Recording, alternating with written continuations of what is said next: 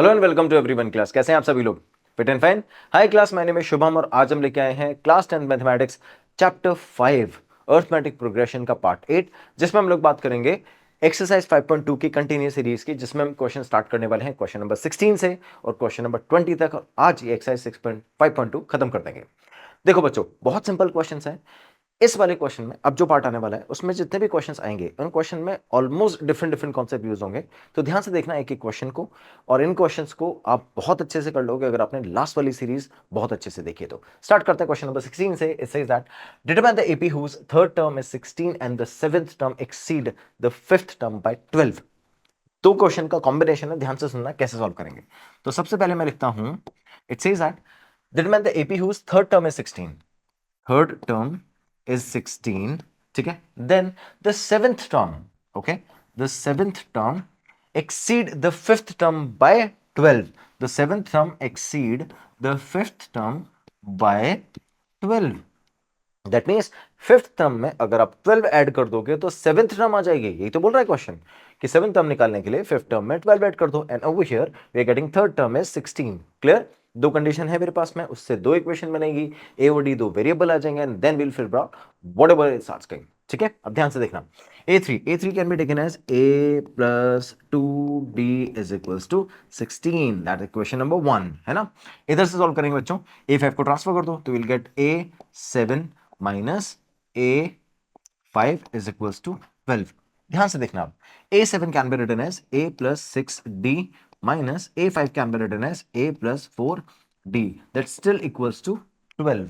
Now the moment we continue we write it as a plus 6d minus a minus 4d is equals to 12।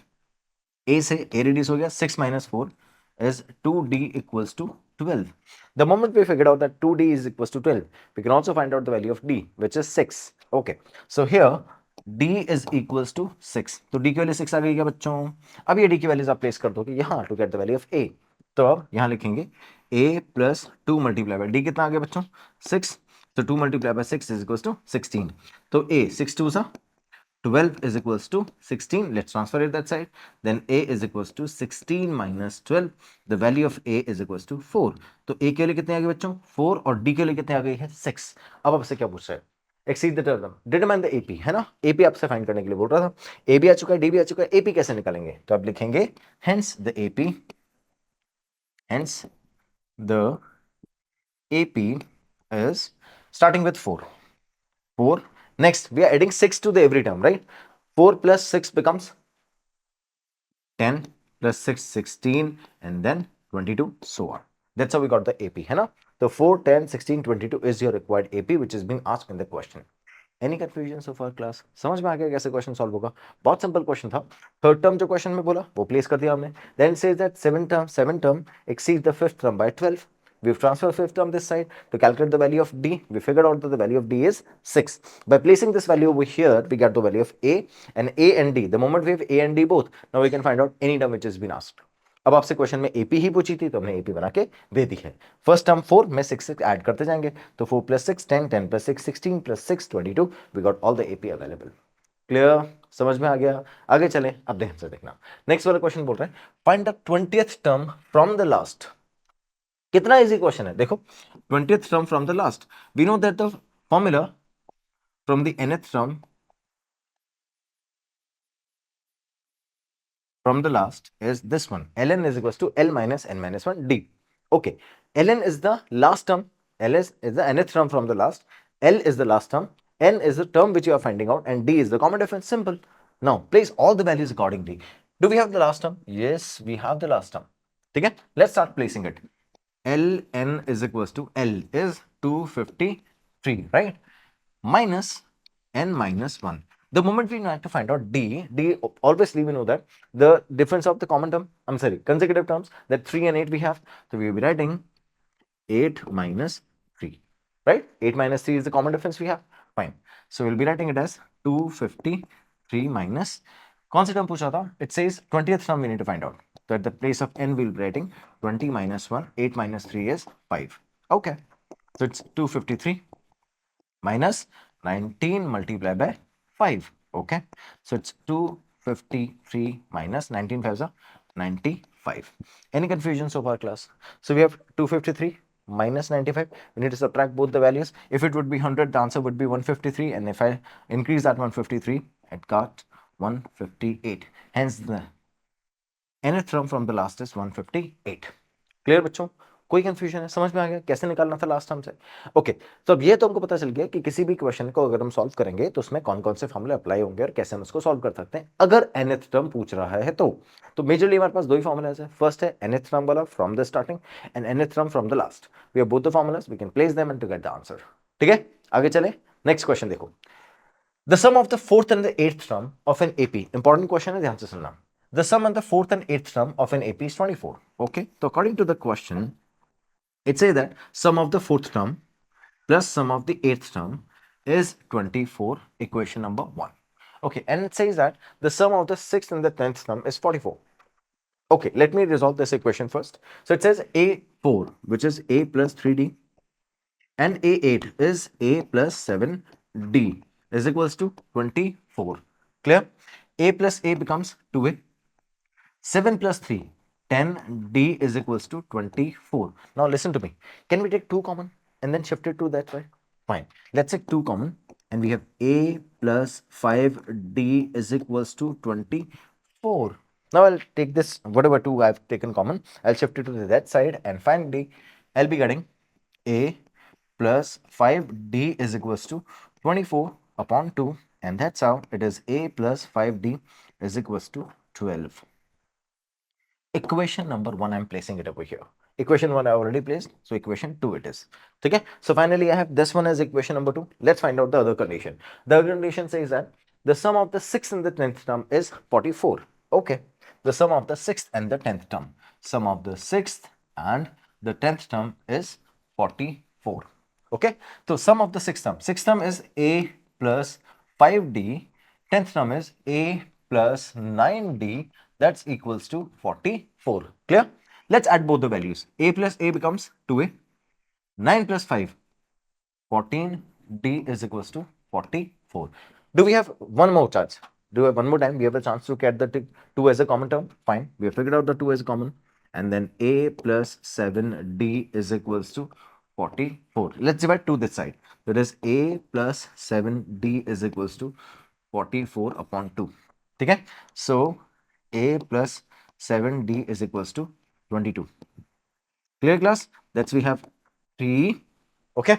Now we have A plus 7D is equals to 22. And on the other side, we have A plus 5D is equals to 12. We got both the values, A plus 5D and A plus 7D. Any confusion, class? Now listen to me very carefully. As we have A plus 7D is equals to 22, and A plus 5D is equals to 12. A plus 5D is equals to 12. We'll sort out both the equation. कैसे करेंगे बच्चों? दोनों को subtract करते हैं. Negative negative negative, ए से ए reduce हो गया. ठीक है.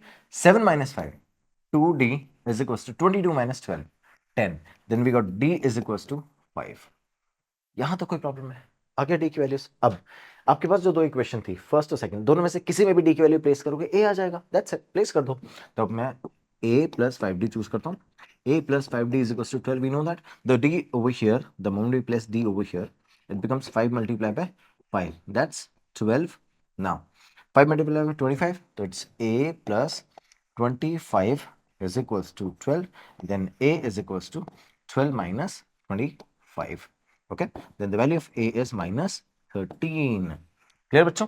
ए की वैल्यू कितने आ गई है? माइनस 13, और डी की वैल्यू कितने आ गई थी? 5. अब आपसे क्वेश्चन में पूछ कर रहा था सॉल्व करने के लिए.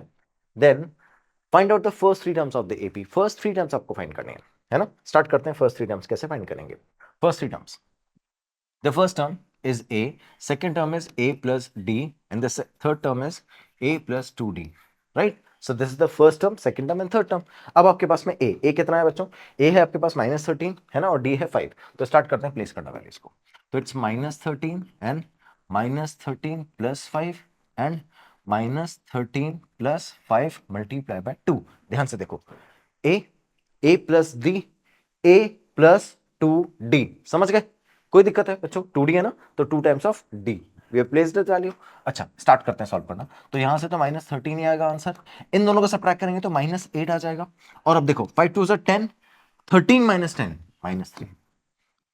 ठीक है, so we got first term, second term and third term, तो यहां लिख देंगे hence the first three terms, the first three terms of the AP is -13 -8 -3। ठीक है, एनी कंफ्यूजन क्लास? समझ में आ गया कैसे सॉल्व करते हैं? आगे चलें नेक्स्ट वाले क्वेश्चन पे। बहुत सिंपल क्वेश्चन है, देखना कैसे करेंगे। Shubha Roy started working in 1995 at an annual salary of 5,000. ठीक है, so he got an annual salary as 5,000. So this is the 5,000 annual salary and receive an increment of 200 rupees every year. Fine, तो first year उसकी salary अगर 5,000 थी तो उसको second year increment मिलेगा कितने का? 200 रुपीज का। And the next month, next year the salary would be 5,200 and next year it will be 5,400। So keep on getting the same increment every year because that is 200 rupees fixed. So we have keep on adding 200 to every given value. Now, in which year does his income become reach to 7,000? Okay, तो आपको पता करना है, if this is so, then at what value of n the nth term of the given AP becomes 7,000? समझ गए? AP कैसे बना sir? ये 5,000, ये 5,200, 5,400. Do we have the same difference every time? और एक कंटिन्यूस चलता रहेगा up to 7,000। We know that because he is getting the same increment every year. तो जो 200 रुपीज है कीप ऑन एडिंग। ठीक है, तो ये सारे 200 ऐड करता जाएगा और फाइनली मेरे पास में 7,000 आंसर आएगा। कौन से टर्म में, यही आपको फाइंड करना है। समझ गए?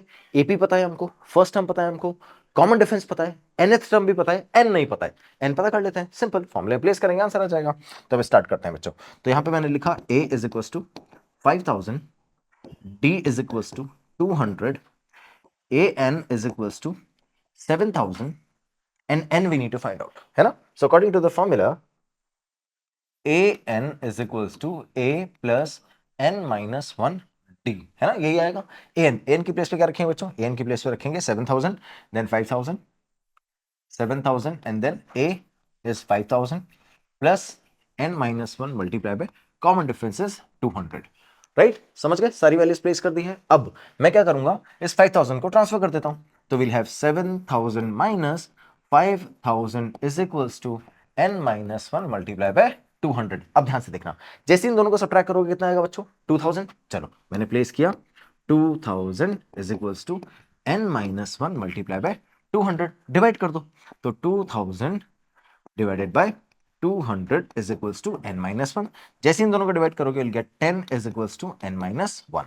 अब देखना, इस 1 को उधर ट्रांसफर कर दो, तो it is 10 plus 1 is equals to n, 11 is equals to n। तो n की वैल्यूज कितनी आ गई? 11। That means on 11th year the salary of him becomes 7,000 rupees in the annual salary. तो आप लास्ट में लिखोगे hence on 11th year his annual salary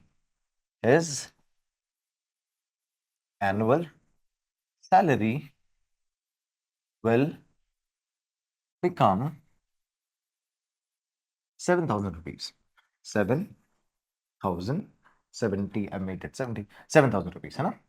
7,000 rupees। ठीक है बच्चों, समझ गए हैं? कोई दिक्कत? तो ध्यान से देखना, ये अपन ने क्वेश्चन सॉल्व किया, क्वेश्चन सॉल्व करके जो आंसर पूछ रहा था वो एग्जैक्ट निकाल दिया है। आपसे पूछ रहा है in which year did he reach to the 7,000। Simple सा question.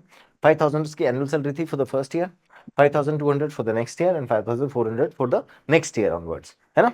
And then he will keep on getting the increment of 200 rupees in salary and at what year it will become 7,000, you need to find out. Simple. A is equals to 5,000. D is the common difference, which is 200, and AN is 7,000. Now we need to find out. We need to find out that nth value on which the final answer becomes 7,000. So we place n,000, nth term that 7,000 over here. First term is 5,000, n minus n as it is, and 200. ठीक है? अब क्या करेंगे देखो, 5,000 को transfer कर दिया, 7,000 minus 5,000, 200, 2,000, and then 200 will be shifted this side. Divide किया 10, 10 is equals to n minus 1, n की value 11 आ गई. So on 11th year, the answer will become 7,000 rupees. Clear? आगे चले, देखो नेक्स्ट वाले क्वेश्चन में क्या करेंगे। Ramkali saved 5 rupees for the first week. Okay. For the first week she saved 5 rupees. Okay, save कर लिया। आगे चलते हैं। Of the year and then increased her weekly saving by 1.75 rupees. Okay, that means every week she is increasing her saving by 1.75 rupees. Okay, if in the nth week her saving, weekly saving becomes 20.75, find n.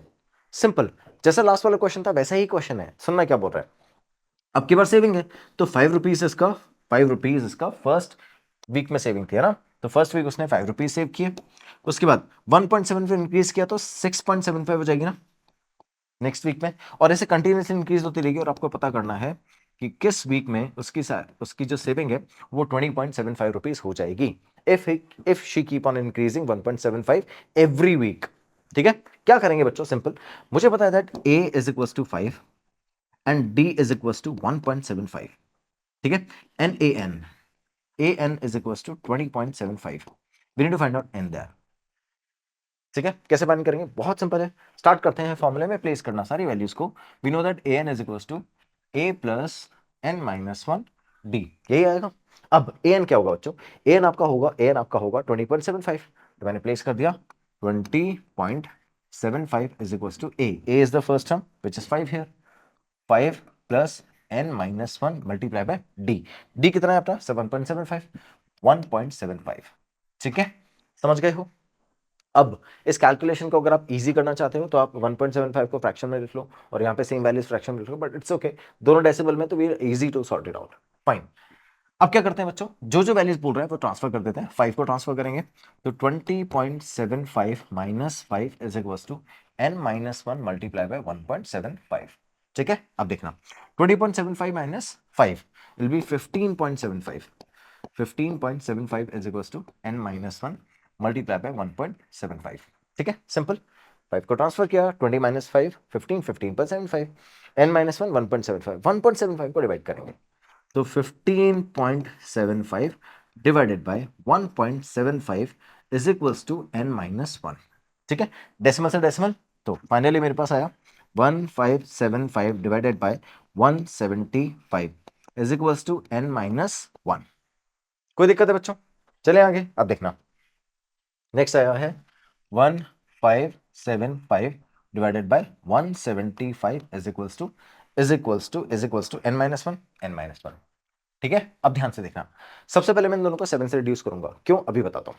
7 से इसको reduce किया 25 आया, इसको 7 से reduce करेंगे, 7 2 14, 117, 7 2 14, 335, 7 2 25, कितना simple हो गया, 25 9 answer. So we got 9 is equals to n minus 1 and then 1 over here, then 9 plus 1 is equals to n, 9 plus 1 is 10 is equals to n। Sir आपको कैसे पता चला पहले 7 से करना है, देखो मुझे पता है कि अगर n की वैल्यूज निकालनी है तो फ्रैक्शन में तो आ नहीं सकता, इट मींस कंप्लीटली डिविजिबल होगा। ठीक है, और अगर कंप्लीटली डिविजिबल होगा तो इसमें दो ही फैक्टर है, 25 का और 7 का, ये दोनों फैक्टर यहां पर भी होने चाहिए। ठीक है, तो आप कैसे भी कर सकते थे, आप पहले 7 से डिवाइड करके 25 कर लो, पहले 25 से डिवाइड करके 7 कर लो, बट 25 से इस नंबर को डिवाइड करना कंपैरेटिवली टफ है 7 के, तो मैंने पहले 7 से डिवाइड कर लिया, 7 से डिवाइड करके जो वैल्यूज आई वो 25 से एक्जैक्टली डिवाइड हो गई, 2 मिनट में आंसर आ गया। ठीक है, so that's how we figure out that n is equals to 10। आप यहां लिखोगे hence on 10th week her weekly saving will reach 20.75 rupees. तो जो उसकी वीकली सेविंग है वो 20.75 रुपीज पहुंच जाएगी, कब, 10th वीक में। समझ गए बच्चों, एक्सरसाइज 5.2 कंप्लीट हो चुकी है। अब आपको एक बार के लिए सारे question, because we have multiple videos ना, so you just go ahead all the videos, check all the questions that you are able to solve it और नॉट। अगर आपको कोई भी क्वेश्चन में प्रॉब्लम आ रही है, आपके पास सारे वीडियोस अवेलेबल है, एक एक वीडियो को ढंग से बहुत अच्छे से चेक कर लो। कुछ भी समझ में नहीं आता है, you have the solution available right there, check करो, कोई भी प्रॉब्लम आती है right in the comment box, I will definitely respond. Thank you so much for watching class, have a good day, bye bye, take care.